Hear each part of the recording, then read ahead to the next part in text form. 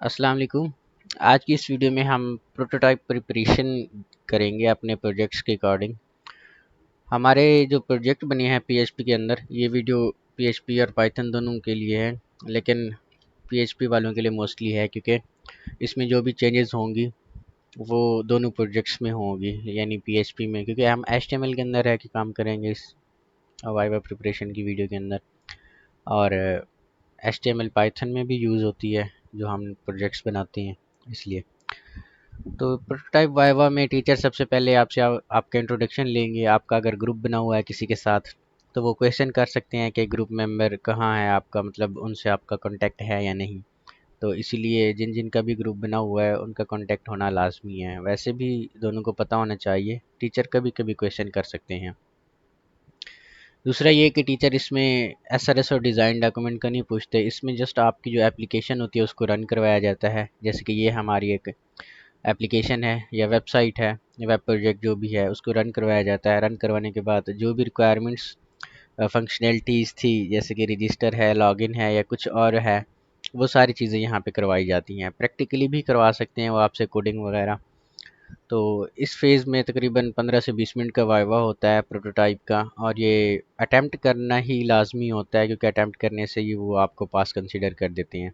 कुछ टीचर्स होती हैं जो चेंजेस करवाती हैं, तो चेंजेस किन चीज़ों में होती है वो हम देखेंगे कि, और चेंजेस करनी किस तरह से है। सबसे पहले तो वो बॉडी का कलर वगैरह चेंज करवा सकते हैं, किसी भी टैग का कलर चेंज करवा सकते हैं आपसे, बॉडी की पिक्चर को चेंज करवा सकते हैं आपसे, कोई हेडिंग वहाँ पे दिलवा सकती हैं, पैराग्राफ वो कह सकते हैं कि आप यहाँ पे डालें।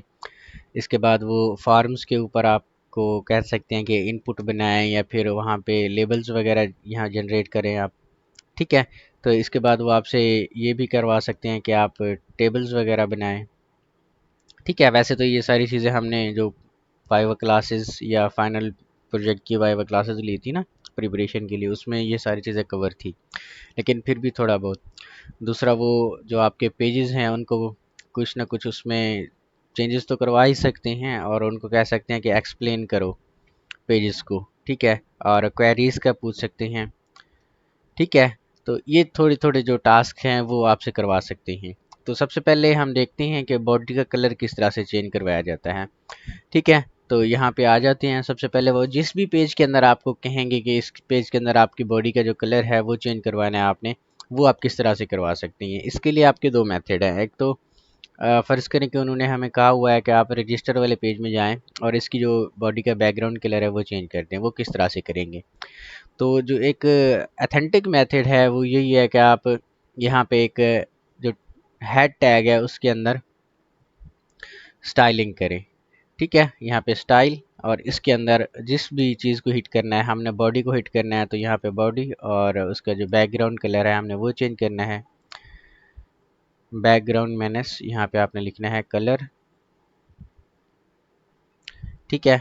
और यहाँ पे आपने आके पीएचपी सिलेक्ट की होगी, आपने यहाँ पे एचटीएमएल कर लेना है। ठीक है। एचटीएमएल करने से आपकी ये जो हावरिंग प्रॉपर्टीज़ होती हैं वो आ जाएंगी। ठीक है। तो यहाँ पे बैकग्राउंड कलर हम ले लेते हैं, और बैकग्राउंड का कलर कोई भी रख सकते हैं। हम यहाँ पे ब्लू करते हैं। फिर हम इस पेज को सेव करवाते हैं कंट्रोल एस से, फिर जाके यहाँ पे रिफ़्रेश करेंगे तो ये देखिए हमारी जो बॉडी का बैकग्राउंड कलर है वो ब्लू हो जाएगा। एक तो ये आपसे वो करवा सकते हैं, दूसरा वो आपसे और चीज़ें भी करवा सकते हैं। और चीज़ें कैसे करवा सकते हैं? फ़र्ज़ करें कि वो कहते हैं कि इस बॉडी के अंदर जो हमारे एक हेडिंग लगी हुई है, यहाँ पे मैं इसको रिफ़्रेश करता हूँ। वो कह सकते हैं इसमें इस हेडिंग का जो कलर है ब्लैक है, आप इस हेडिंग के कलर्स को ना कुछ और रेड कर दो।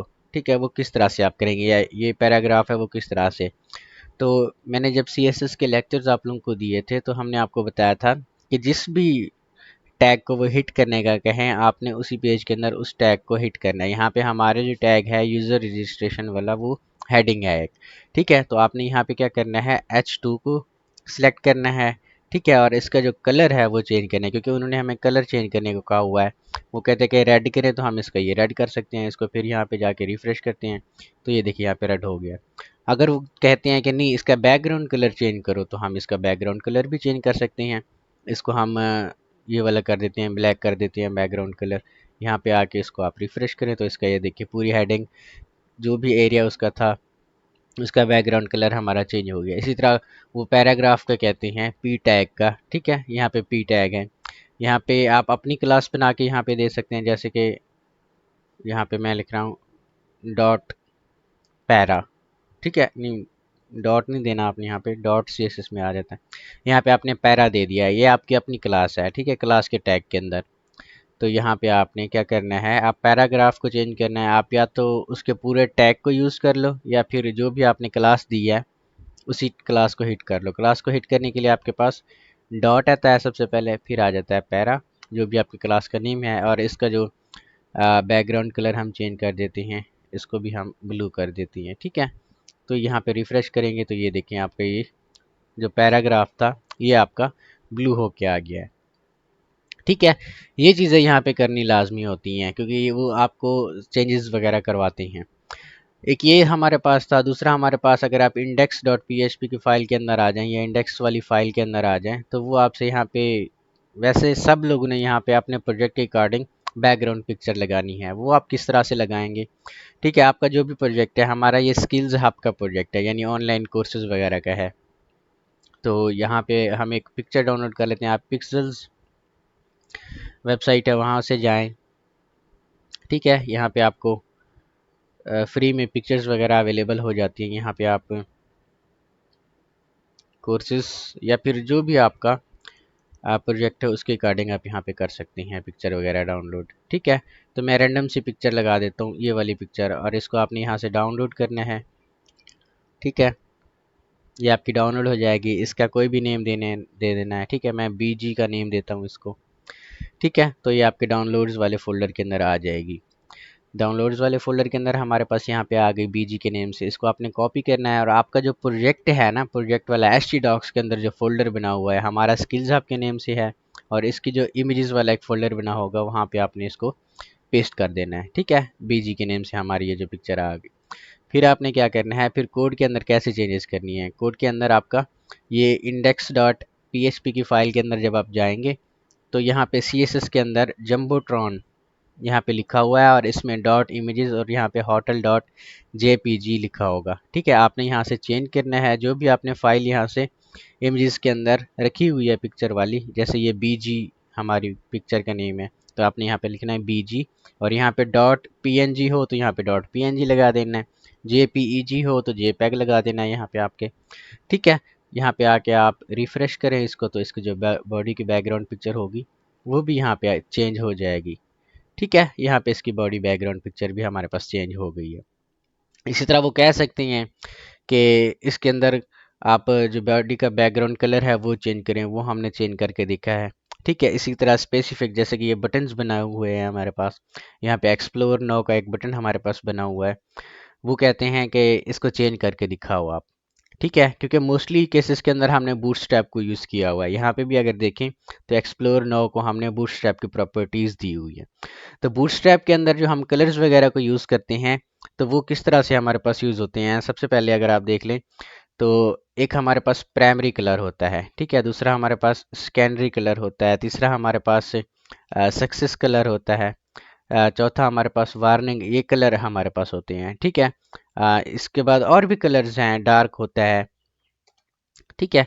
तो यहाँ पे हमारे पास जो बूटस्ट्रैप की प्रॉपर्टी लगी हुई है प्राइमरी की, बटन बटन का कलर आपको कर दो प्राइमरी, तो प्राइमरी को हम यहाँ पे डार्क कर रहे हैं, ठीक है। तो इसको कंट्रोल S से सेव करना है, यहाँ पे आके आपने इस पेज को रिफ्रेश कर देना है, ठीक है। तो ये जो आपका बटन है वो डार्क हो जाएगा। अगर इन केस के आपके बूटस्ट्रैप यहाँ पे नहीं लगी हुई, आप फिर भी चाहते हैं कि आपके जो बटन का कलर है वो चेंज हो जाए, तो इस बटन को आपने कोई ना कोई एक क्लास दे देनी है, ठीक है। क्लास मैं इसको दे रहा हूँ कलर की, ठीक है। तो ये हमारी कलर की एक क्लास हो जाएगी। तो आपने क्या करना है, आपने बॉडी के अंदर जो स्टाइल है जिस तरह हमने CSS किया है तो डॉट कलर यहाँ पे लिखना है।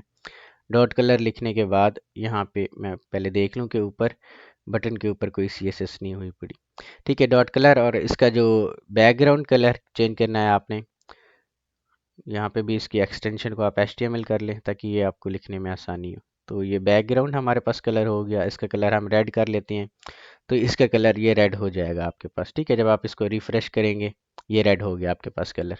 ठीक है, ये तो हावर कर रहे हैं हम इसके ऊपर, तो ये ब्लू होता जा रहा है। अगर आप हावरिंग प्रॉपर्टी भी लगाएं, हावर हमारे पास क्या होता है कि जब हम अपने कर्सर को उसके ऊपर ले जाते हैं तो उसका कलर चेंज हो जाता है, जिस तरह ये ब्लू हो गया हमारे पास।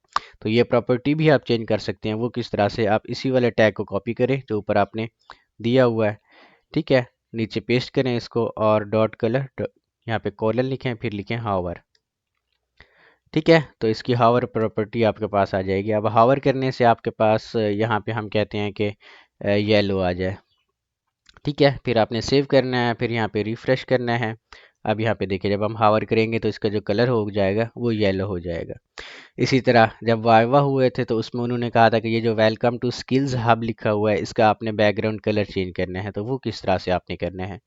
ठीक है, वो आपने इस तरह से करना है कि यहाँ पे जो हमारे पास हेडिंग बनी हुई है इसको आपने कोई ना कोई बैकग्राउंड कलर दे देना है। ठीक है, फ़र्ज़ करें कि मैं इसी को ही बैकग्राउंड कलर रेड कर देता हूँ। H1 जब हम रेड करते हैं तो ये इसका जो बैकग्राउंड कलर है हमारे पास रेड हो जाता है। ठीक है, ये चीज़ें आपने यहाँ पे कर लेनी है। बैकग्राउंड कलर भी हो गया हमारे पास, कलर्स वगैरह भी हो गए हमारे पास। इसके बाद टैग का कलर हमने देख लिया, बॉडी की पिक्चर देख ली, हेडिंग्स भी देख ली, पैराग्राफ्स वगैरह का कलर भी देख लिया। अब वो आपसे कह सकते हैं कि इसमें कोई और हेडिंग लगाएं आप। हेडिंग तो सिंपल होती है कि आपने जौन सी भी हेडिंग H1 लगानी है तो एक आपने हेडिंग यहाँ पे लिखनी है और यहाँ पे कोई भी चीज़ आप लिख लें तो यहाँ पे वो हेडिंग आपके पास बन के आ जाएगी। ठीक है, ये बेसिक्स HTML की चीज़ें हैं जो मैंने आपको पहले से बताई हुई हैं कि किस तरह से ये चीज़ें आपके पास हो जाती हैं। ठीक है, आप चलते हैं रजिस्टर वाले पेज के अंदर। रजिस्टर वाले पेज के अंदर आपकी PHP की कोडिंग लिखी हुई है।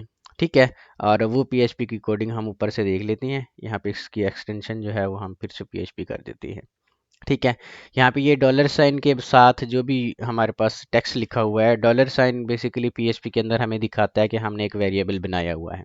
वेरिएबल हमारा क्या करता है, जब भी हम किसी भी फार्म को डेटा देते हैं, ठीक है, फार्म का जो डेटा पोस्ट होता है, फार्म से डेटा हमारे पास जब पोस्ट होता है, पोस्ट होने के बाद वो किसी ना किसी वेरिएबल के अंदर स्टोर हो जाता है। वेरिएबल के ऊपर हमने वैलिडेशन लगाई हुई होती हैं। ठीक है, वैलिडेशंस वगैरह से लगा के जब वो डेटा हमारा रिफाइन हो जाता है, रिफाइन होके फिर हमने क्वेरी लगाई होती है डेटा में, डेटाबेस में डेटा इंसर्ट करवाने की, अपडेट करवाने की, डिलीट करवाने की या कोई भी। ठीक है, ये वाली क्वेरीज होती हैं। यहाँ पे भी हमारा इन रजिस्टर वाली जो फाइल है उसके अंदर डेटा हमारा इसी तरह से काम कर रहा है। ठीक है, सबसे पहले हम यहाँ पे यूज़र नेम ले रहे हैं। ठीक है, यूज़र नेम को हम स्टोर करवा रहे हैं किसी न किसी वेरिएबल के अंदर। ठीक है, और उसी डेटा को हम वैलिडेट कर रहे हैं। वैलिडेट किस तरह से कर रहे हैं, यहाँ पे अगर आप देखें, यहाँ पे लिखा हुआ है आपके पास if server request method is equal to post. अगर आपका जो रिक्वेस्ट मेथड है पोस्ट है, पोस्ट मेथड कब होता है, जब हमारा फॉर्म सबमिट करवाया जाता है, जब कोई भी बंदा आके हमारे सबमिट वाले बटन के ऊपर या रजिस्टर वाले बटन के ऊपर क्लिक करता है। ठीक है, यहाँ पे आप रजिस्टर पे जाएं, जब भी कोई बंदा यहाँ पे क्लिक करेगा तो फिर क्या होगा, फिर आपका ये फार्म पोस्ट हो जाएगा। फिर हमारा बैक एंड के अंदर जो PHP की लैंग्वेज है उसमें ये वाली जो हमारी क्वेरी है, क्वेरी तो नहीं आप कह सकते, ये मेथड जो है हमारा पोस्ट मेथड, वो यहाँ पे दिखेगा। ये जो इफ़ स्टेटमेंट हमारी है वो यहाँ पे रन होगी। बाद में हम क्या करवा रहे हैं, डेटाबेस में से डेटा को वैलिडेट करवा रहे हैं। किस तरह से वैलिडेट करवा रहे हैं, यहाँ पे देखें, हम कह रहे हैं कि अगर यूज़र ने यूज़र नेम को एंटर नहीं किया, ठीक है, अगर हमारा डेटा एम्प्टी आ रहा है, यहाँ पे हमने एम्प्टी फंक्शन यूज़ किया हुआ है, अगर हमारा डेटा एम्प्टी आ रहा है तो आप उसको एक एरर दे दो कि आप यहाँ पे यूज़र नेम एंटर करो। ठीक है, और अगर हमारा यूज़र नेम वहाँ से आ रहा है, डेटा हमारा एम्प्टी नहीं है, देन आपने क्या करना है, फिर हमने यहाँ पे एक SQL का वेरिएबल लगाया हुआ है और एक सिलेक्ट स्टेटमेंट लगाई हुई है, सिलेक्ट क्वेरी लगाई हुई है। हम देख रहे हैं अपने यूज़र्स की टेबल के अंदर, ये यूज़र्स जो हमारा लिखा हुआ है टेबल है। ठीक है, वहाँ से हम एक कॉलम को ले रहे हैं, यूज़र नेम को, फिर उसी कॉलम को हम क्या करवा रहे हैं, कंपेयर करवा रहे हैं जो यूज़र ने इनपुट किया हुआ है। ठीक है, तो यहाँ पे ये चीज़ कैसे रन हो रही है हमारे पास, यहाँ पे हम एक यूज़र नेम लिखते हैं नासिर 12। ठीक है, और यहाँ पे हम एक फ़ोन नंबर लिखते हैं, यहाँ पे 12345678 9। ईमेल हम यहाँ पे लिखते हैं अपना, ये वाला ईमेल हमारे पास आ गया। पासवर्ड हम यहाँ पे लिखते हैं। ठीक है, और एज हम यहाँ पे लगाते हैं, एक यूज़र टाइप भी हम यहाँ पे लगाते हैं। रजिस्टर पे क्लिक करते हैं तो पहली बार हमारा यूज़र रजिस्टर हो जाएगा। ठीक है, दूसरी बार जब हम इसको रजिस्टर करेंगे तो वो हमें क्या एरर देता है कि ये यूज़र नेम ऑलरेडी टेकन है, ये आपका फ़ोन नंबर ऑलरेडी टेकन है, ये ईमेल एड्रेस आपका ऑलरेडी टेकन है। तो यही एरर दिखाने के लिए हमारे पास क्या चीज़ आती है, ये वाला हमारे पास एक डेटा वैलिडेशन हमने यहाँ पे लगाई हुई है कि यूज़र एक ही डेटा को बार बार डेटाबेस के अंदर पुट ना करवा सके। ठीक है, कि मल्टीपल यूज़र्स होते हैं, वो एक ही ईमेल से लॉगिन करना चाहते हैं, ये रजिस्टर करना चाहते हैं, तो यहाँ पे वो रजिस्टर ना हो सके। ठीक है, तो हमने डेटा को इस तरह से वैलिडेट करवाया हुआ है। हमने सिलेक्ट स्टेटमेंट लगाई हुई है, सिलेक्ट स्टेटमेंट से हमने जो कॉलम हमारे पास था, यहाँ पे यूज़र नेम हम चेक करवा रहे हैं। नीचे अगर आप देखें, अब पासवर्ड के ऊपर पासवर्ड सेम हो सकता है, पासवर्ड को हमने कुछ नहीं किया, बस पासवर्ड का हमने यहाँ पे लिया हुआ ये है कि आप पासवर्ड अगर एम्प्टी है तो यहाँ पे आप उसको मैसेज दिखाएं, अगर एम्प्टी नहीं है तो आप उसको जाके पोस्ट करवा दें। ये हमने ये पोस्ट करवा दी है। ठीक है, फिर हमने क्या किया, ईमेल को भी वैसे ही चेक करवाया है जैसे हमने यूज़र नेम्स को चेक करवाया था। हमने यूज़र्स की टेबल में गए हैं और वहाँ से ईमेल का जो हमारे पास कॉलम है वहाँ पे उसको चेक करवाया है। ठीक है, फिर इसी तरह नीचे फ़ोन नंबर को भी हमने चेक करवाया है। जो हमारी चीज़ें यूनिक हो सकती थी उन चीज़ों को हमने यहाँ पे चेक करवाया है। यहाँ पे अगर एज का देखा जाए तो एज के ऊपर भी हमने एक, आप कह लें कि कंडीशन लगाई हुई है कि अगर हमारी एज लेस देन 18 है तो ये यूज़र रजिस्टर नहीं हो सकता। ठीक है, आप यहाँ पे एज को लेस देन 0 भी कर सकते हैं। ठीक है, कि अगर एज 0 से कोई मैन इसमें पुट करता है तो आप कह सकते हैं कि वो रजिस्टर नहीं कर सकता यूज़र, तो ये आपका चल जाएगा। इस तरह यूज़र टाइप्स हैं किसी चीज़ के अंदर लगी, किसी प्रोजेक्ट्स के अंदर लगी हुई हैं। ठीक है, तो ये जो हमारे पास ऊपर वाला सारे का सारा पीएचपी का कोड है, ये हमारी डेटा को वैलिडेट करने के लिए है कि आया कि हमारा डेटा पहले से तो ये सबमिटेड नहीं है, अगर यूज़र पहले से सबमिट करवा रहा है तो उसको एक एरर दे दो। ठीक है, जब हमारा डेटा रिफाइन होके आ जाता है तब फिर हम क्या करते हैं, यहाँ पे मैंने कमेंट्स भी दिए हुए हैं कि अगर कोई भी एरर नहीं है कि इंसर्ट करो यूज़र्स की टेबल में ये डेटाबेस। ठीक है, ये डेटा को जब यूज़र्स की टेबल में डेटा को इंसर्ट किया जाता है तो यहाँ पे हम एक इंसर्ट क्वेरी लगाते हैं। फिर हम कंपेयर करवाते हैं कि यूज़र नेम का जो कॉलम है उसमें यूज़र नेम ही जाएँ, पासवर्ड का कॉलम है उसमें पासवर्ड ही जाएँ, फ़ोन नंबर का कॉलम है उसमें फ़ोन नंबर ही जाएँ। यहाँ पे जो एस एस एस एस वगैरह हमने यहाँ पे लिए हुए हैं, ये user name, password, email, phone number, age, user type, ये सब की डेटा टाइप्स हैं। डेटा टाइप हमारे पास क्या होती है, डेटा टाइप हमें ये, अब आप कह लें कि फंक्शनैलिटी प्रोवाइड करती है कि जौन सा भी डेटा है वो उसी फॉर्मेट में जाके पुट हो, जैसे कि नंबर है। ठीक है, नंबर की जो फॉर्मेट होती है वो इंटीजर होती है, इंटीजर को अगर हम डेटाबेस में पुट करवाएं तो यहाँ पे हमें आई लिखना चाहिए, जहाँ पे एस एस हमने लिखा हुआ है कि अगर कोई इंटीजर पुट हो रहा है।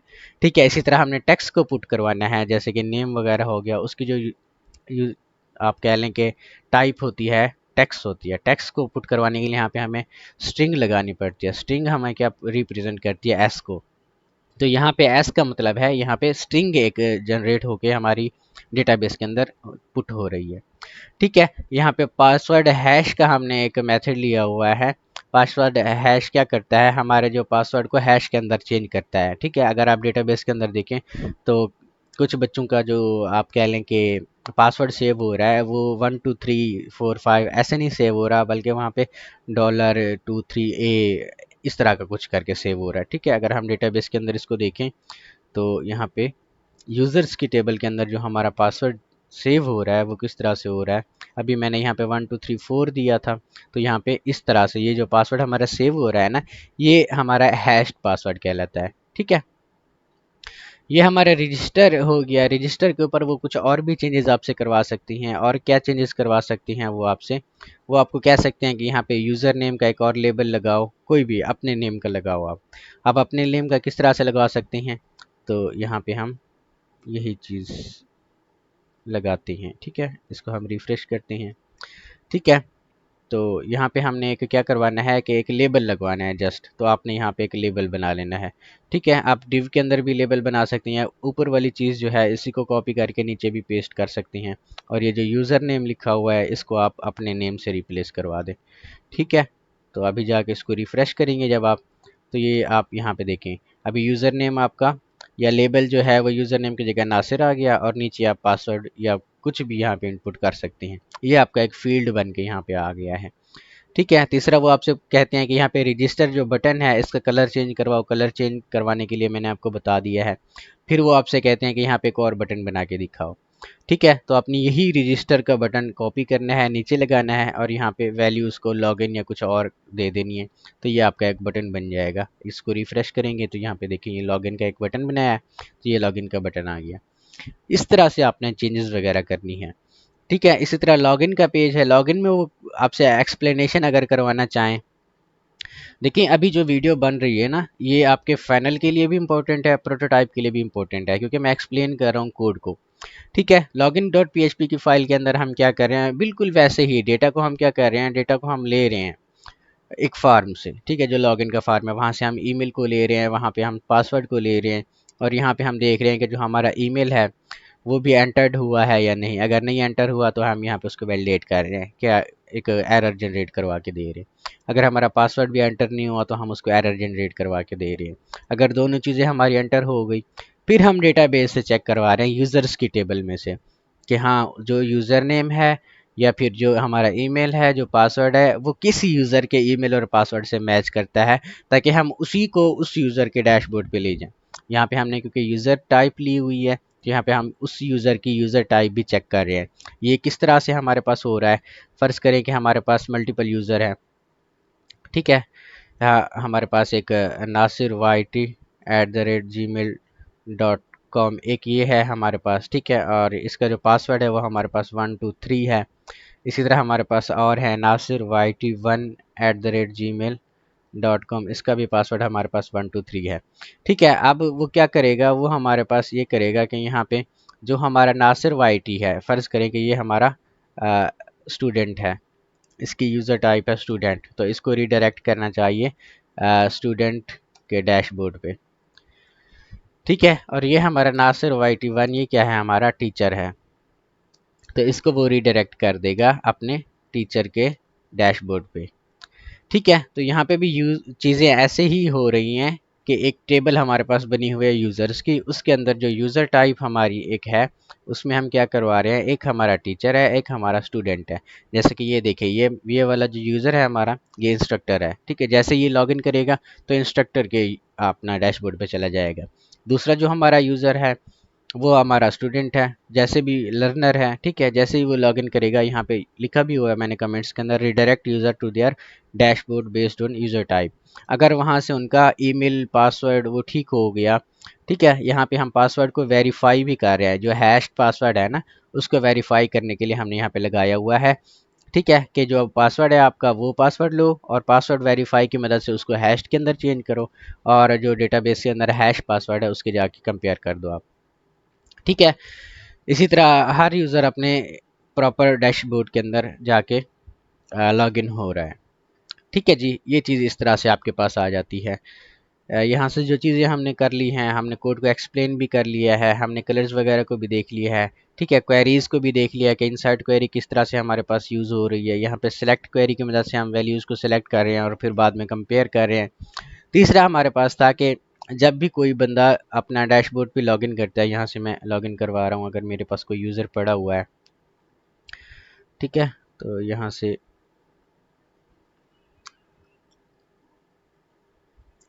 एक यूज़र को मैं लॉगिन करवा रहा हूँ, लर्नर को, यहाँ पे 123।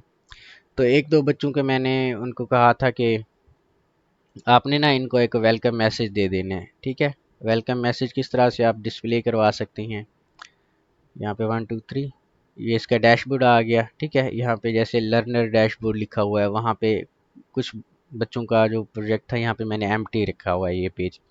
ठीक है, आपने यहाँ पे सबसे पहले पेज के नेम को देखना है कि लॉगिन होने के बाद वो किस पेज के अंदर जा रहा है। ये वाला हमारा लर्नर डैशबोर्ड के अंदर जा रहा है। तो फिर हम क्या करते हैं, हम यहाँ से देखते हैं कि हमारा लर्नर का डैशबोर्ड है वो कहाँ पे पड़ा है, तो ये हमारा लर्नर का डैशबोर्ड है।